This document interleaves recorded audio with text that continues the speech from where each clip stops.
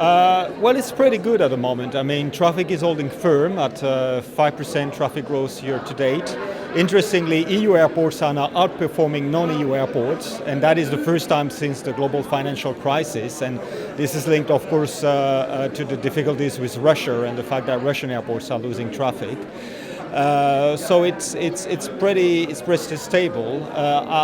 If you had asked me back in January, what would be my prognostic, I would have been much more pessimistic. I think it's remarkable the resilience that we have in the demand for air transport, considering that the European economies are not really performing well.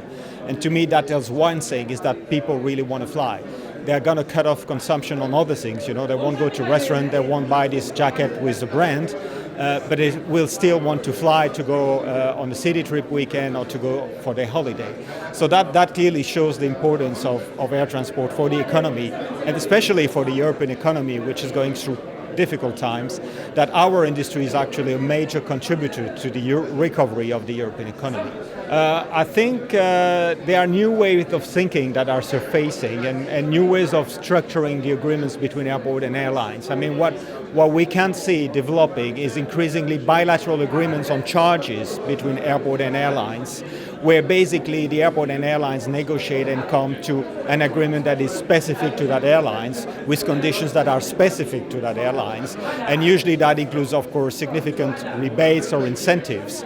But what I find interesting is the way this is becoming really customized and based on each airline's requirements. The big impediments we have to move further into that direction actually is the regulatory framework, because the regulatory framework on charges tends to antagonize these airports against airlines, and it's not conducive of that kind of commercial agreements. So it's interesting that at a few airports where we've seen the regulators step back, immediately we have seen airport and airlines finding an agreement on commercial terms on airport charges. And I think this should be part of the normalization of our industry, and then moving a bit out of over-regulation. Because in the end, as I said, on charges, over-regulation between airport and airlines tend to organize us. It also tends to drive cost, and it doesn't really incentivize innovative thinking. I think we have a series of challenges that needs to be addressed.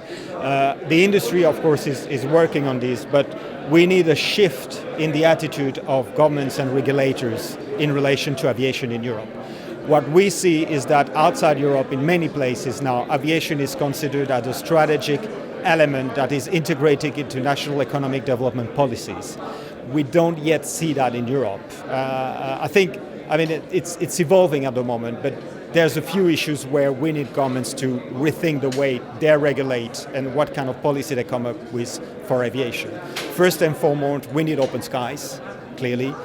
We have an integrated European aviation market, but we need to move open skies with external partners, in particular with key emerging markets. The second issue is we need to do away with aviation taxes where they exist in Europe, because that's a significant impediment to growth and to connectivity.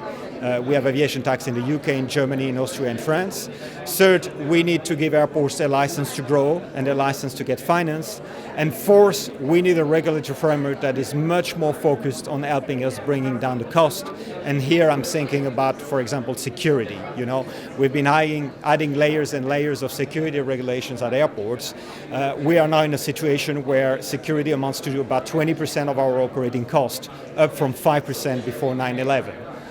There are ways to do things much more efficiently and at a lower cost, while at the same time with more security efficiency. And this is something that needs to be tackled. Well, clearly routes is a very important moment for both airport and airlines, and it's a very important moment for, in the end, connectivity for Europe. So this is where key contacts are being made, and they do not yield necessarily an immediate result, because you don't build a new frequency or you don't build a new route just like this, but this is clearly an essential facilitator in that process.